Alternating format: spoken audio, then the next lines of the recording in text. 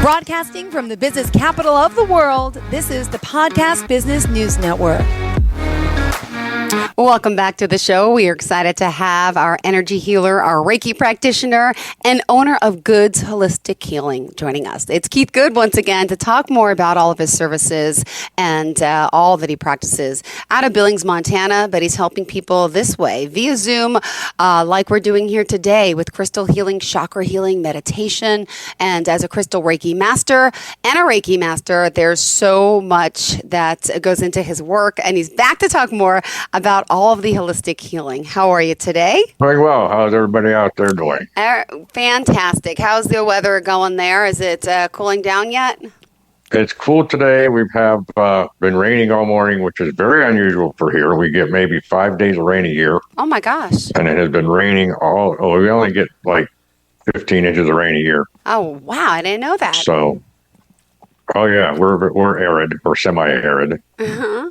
And we're enjoying the rain. Beautiful. And so we're enjoying the cool temperatures. All right. Well, we're happy to have you back. GoodsHolisticHealing.com is the website. What did you want to share for everyone today? Well, I want to talk a little bit about spiritual seeking. Mm-hmm. Because spiritual seeking is oftentimes has a bad name. People think that it's something that it isn't. And no matter what your faith is, you can spiritual seek inside your faith. You can go outside your faith. Basically, all it is having questions. Yeah. And seeking out the answers. Ooh. And seeking those answers out without having to necessarily be told how to believe.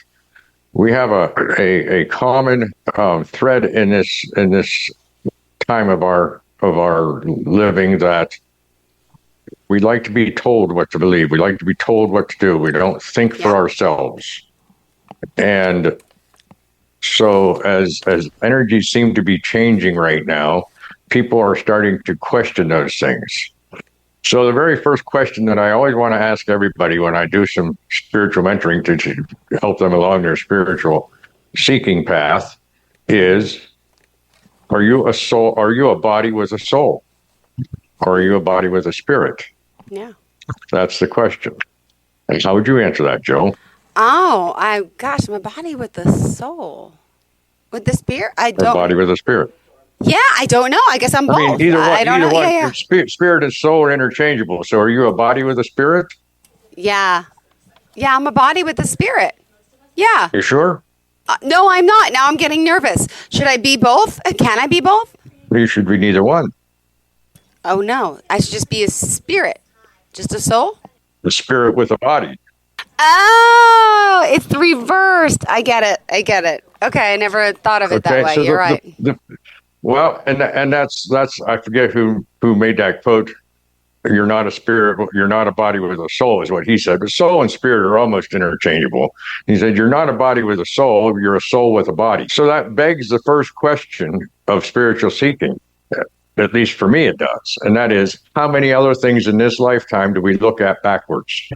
A lot, I would assume. Well, it's for each person to determine and decide. What are they looking at backwards? Why are we looking at it only in one perspective? You know, a spiritual seeker starts seeking when they start questioning something about their faith, about their belief system, about their surroundings in a spiritual manner. So if you understand that we're spirit first, and the body is what expires as part of the earth. It's what expires, but the spirit never does. So the spirit had to be first, so you have to be a spirit with a body. So because the body is born and the body dies, but the spirit never is born or dies. It's always there. So when people start questioning what's going on, people start questioning the validity of all the theories of science that can't be proven.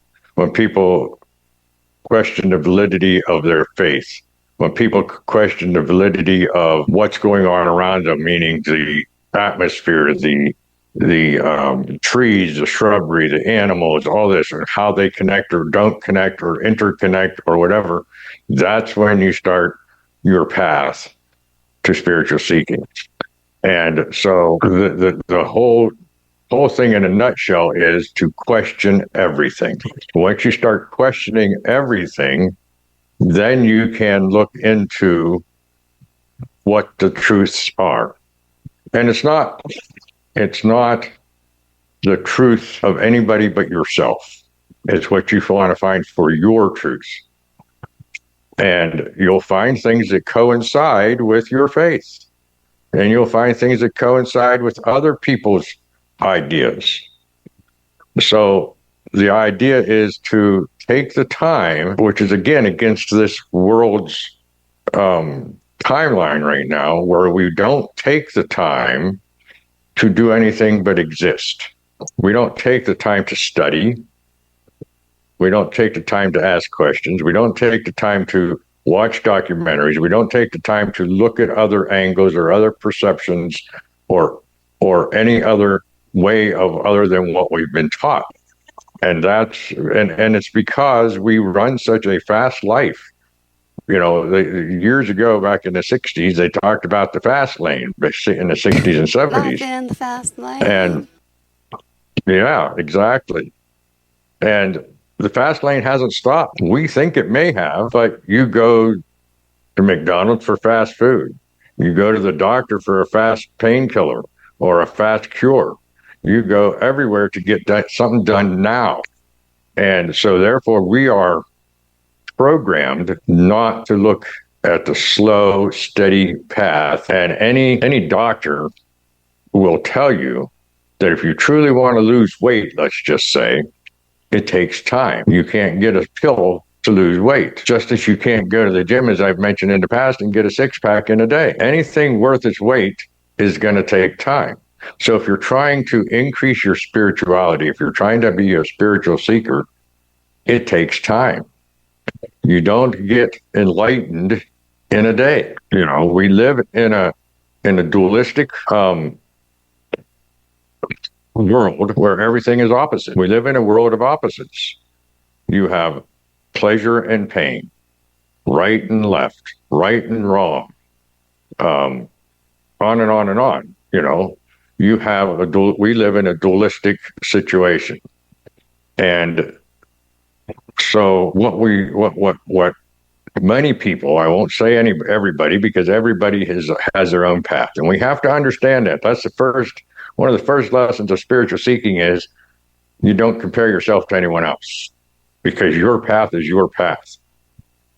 And it's usually what we call, I say we because I've read this in books and so forth, and I agree with them, where they say that we are, I forgot my train of thought there.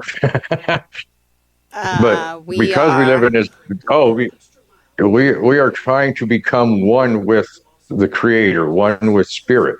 Okay. Or balanced. Okay, so balancing is balancing the opposites, where there are no opposites.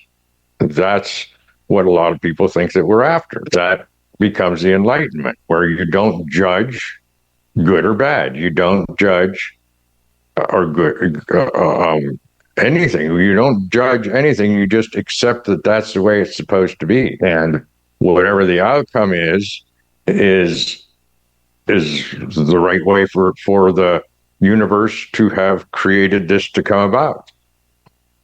Now, I'm not there. I'm not enlightened, and I've been doing this for years. But it's fun. It's empowering to become more spiritually aware. You know, the spiritual awareness in and of itself is well worth the seeking that there is, because you have a better understanding of the universe in general. You know, and as we spoke one other time, we talked a little bit about other life forms in the universe, and that's part of some of this is acceptance. You know, when I pray at night, to spirit. I don't name my higher power anything special. I just call it spirit. When I pray for 6 things. I pray for awareness. I pray for acceptance. I pray for guidance, humility, clarity, and understanding. And when I say understanding, I'm talking about true understanding or knowing inside my heart. And those are what I ask for myself after I thank the universe, the spirit, for helping me become who I am and letting me do what I want to do. And it's because that's what we're here for, in my opinion. We are here to upgrade our spirit, to bring ourselves up in vibration. That's why I said in a past episode here that my true job is to help raise the consciousness of the world. And the way we raise that consciousness is to become spiritual seekers. And now that doesn't mean that you can do it. You could do it all on your own if you were quite adept at these things and born this way. But chances are most of us aren't. So we need some kind of guidance. And when we pray for guidance, it doesn't have to be guidance from the spirit world. Sometimes the spirit world uses other humans to guide us. Now, that doesn't mean that a person is going to preach and teach what they know as your truth. That means they're going to, a true spiritual mentor, spiritual advisor, spiritual guide, however you want to put it, a true one will guide you to find your own truth, not to try and preach their truth on you. And that becomes significant because we have to do our own research. We have to find out what is the right path for us. What is the right belief system? What is the right knowings? What are the right way of going about this incarnation? So that becomes very important in my opinion, and when I say question everything, you can question me. You don't have to even take my word for anything. You can start questioning me and looking things up. But until you do, you're not really truly seeking. Until you start questioning things, you're not seeking. And you're still not seeking if you just question them and say, well, that's just the way it is, and you're not really looking for the answers. There are people out there, or used to be out there, such as Jesus and Buddha, St. Francis of Assisi, Dalai Lama, that have all preached the same thing with different words. One teaches, Hindus teach to find the Atman, the God within. Buddha taught to find enlightenment. Jesus taught to find the truth. You see how this all works? They're different words for the same exact thing. And that's one of the things that we have to determine while we're seeking is what are the common threads in all this stuff. And that's probably where the truth is. All this other stuff out here is probably just man-made stuff to help us move through that, and sometimes to help deter us from finding our own truth. But the common threads in all the books and all the passages, all the documentaries, those common threads are more than likely, in my opinion, the truth. And keep in mind that everything we have what we call author bias. Yes. Of course, for those who don't know, an author bias would be them inflecting their own belief system on the peripheries of the truth. And then you go to another book that's written by someone else, and they'll have their own author bias, but the truth will still be in the middle. It'll still be right there in the middle, where the two agree is where the truths are, not the peripheries where in the peripheries where their belief system is. Even Edgar Casey, who I spoke briefly about in the past, who was considered the sleeping prophet, when he read the Akashic records, he had a bias because of his belief system. And if you know his belief system, you can see it in there as you go through some of his readings. And that's fine, as long as you're aware of it. Again, we pray for awareness. So as long as you're aware of these things, it helps you to become more attuned to the commonalities between all these things. So spiritual seeking, like I say, is not done in a day. Of course not. And also, Keith, let's remind everyone as we continue our talk about spirituality, how we can reach you. Okay.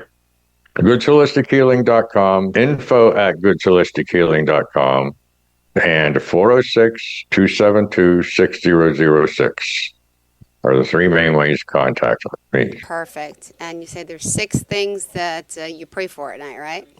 Right. And I mentioned them. Yeah, you taught me that before. All right. What else is on tap for today with spirituality did you want to discuss with everyone? Well, I think that as we go through this, we have to understand that because of the programming and the conditioning that we've been given through our entire lives, it becomes very difficult to take this spiritual seeking path. And part of that's because we try to keep up with what society expects of us. We're afraid to venture out. We're afraid to walk our truth. We're afraid to see what the truth is because it may not agree with our family, with our societal pressures, with our neighborhoods, whatever.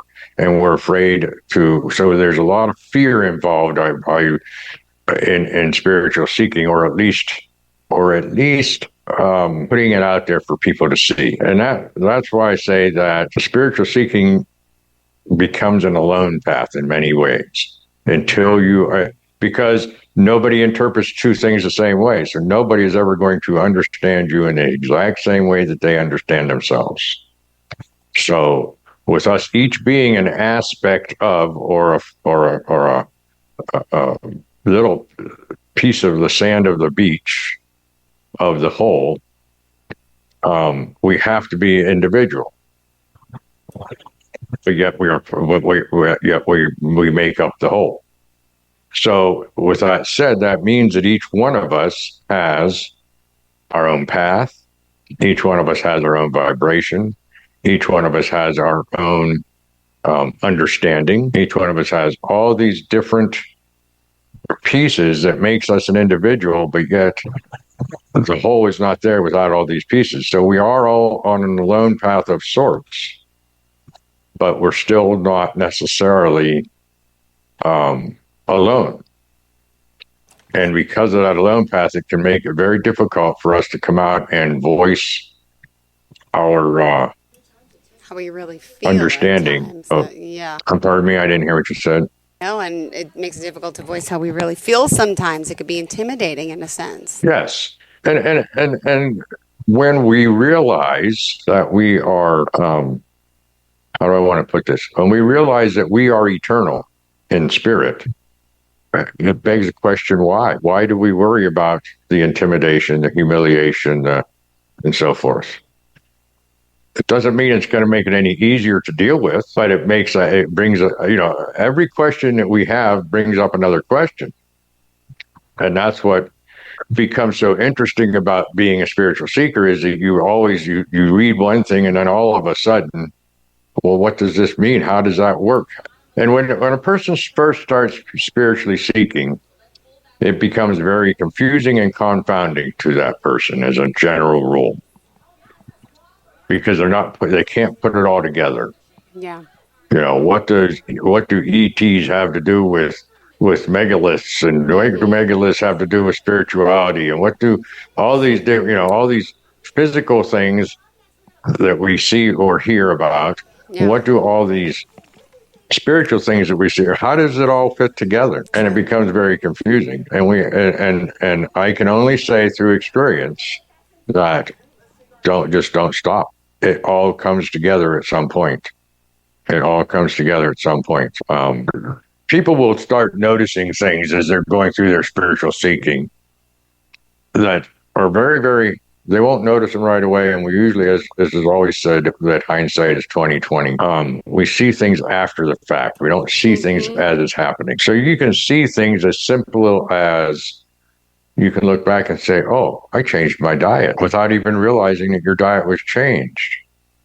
Or I changed my actions to become more aware or whatever, Now, people that change their diet without being aware is because they're going to a higher vibrational diet. And that's what most of these changes become, is a higher vibrational system. And that's why we don't see them at the time. They're very subtle. But as you look back on them and see them, then you can start asking, why did that happen? And start looking into what resonates with you as far as how these things work and how these things happen. So the subtle changes that are going on, and there are some not so subtle changes that are going on in this world today, are very significant to the spiritual aspect of the earth. Because let's understand that when you're driving down the road and you look over the car beside you and you see a person, and no matter what you look at how you look at that person, you smile and they smile back. That's your spirit talking to their spirit. That's why that reaction happens. I love that. Oh, I love that feeling. I do that a lot. And you just feel something so warm from the person. Most of the time, sometimes you feel coldness, but the spirit to spirit, right? But I love when I get that warm smile back, and it's like, wow, good person. Do I know him? Maybe I have in the past. Maybe. And maybe you just are communicating right now, saying what the Buddhists would be saying, namaste. My spirit acknowledges your spirit. Yep, namaste. Like in yoga. So there is, the point that I'm making is that the vibrations, like attracts like. So if you have whatever your vibration is, whether it's low vibrational or higher vibrational or middle vibrational, that's what you're attracting back. You're attracting the same vibration back that you put out. And so if you're a higher vibration, you're going to attract the higher people, and they're the ones that are probably going to smile at you. If you are lower vibrational and you do gestures to them or something, they're going to do the same thing back, because you're attracting exactly what you put out.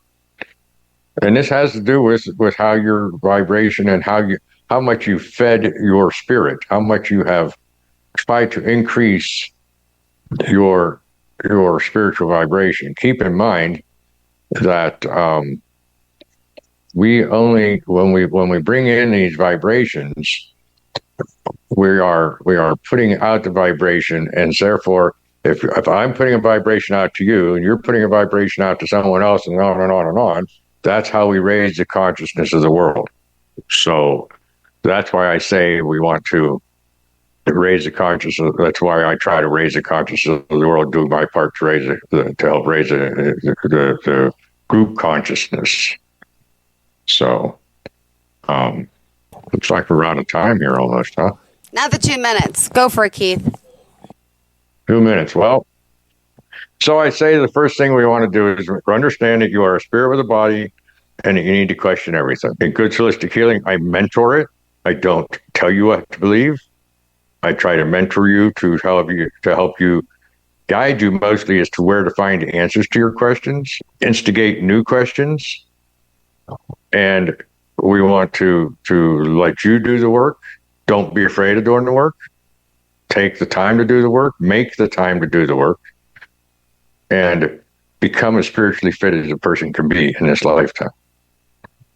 That's the goal. So I'll end with saying you can reach me at goodsholistichealing.com, info@goodsholistichealing.com, and at 406-272-6006. Keep in mind that we do have a 1-hour free consultation if you sign up for it. That's huge. Guys, take advantage of that. Reach out to Keith Good. Thank you again today.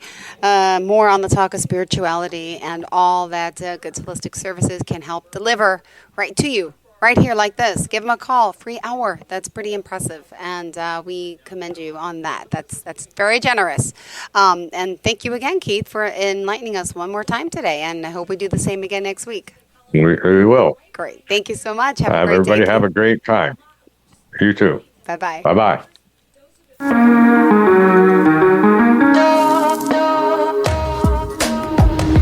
Broadcasting from the business capital of the world, this is the Podcast Business News Network. Hey, Dad, how do airplanes fly? What's in this box? Can I touch this? Where does sand come from? Is this tree good for climbing? What happens if I mix these two things together? How are babies made? What does this thing do?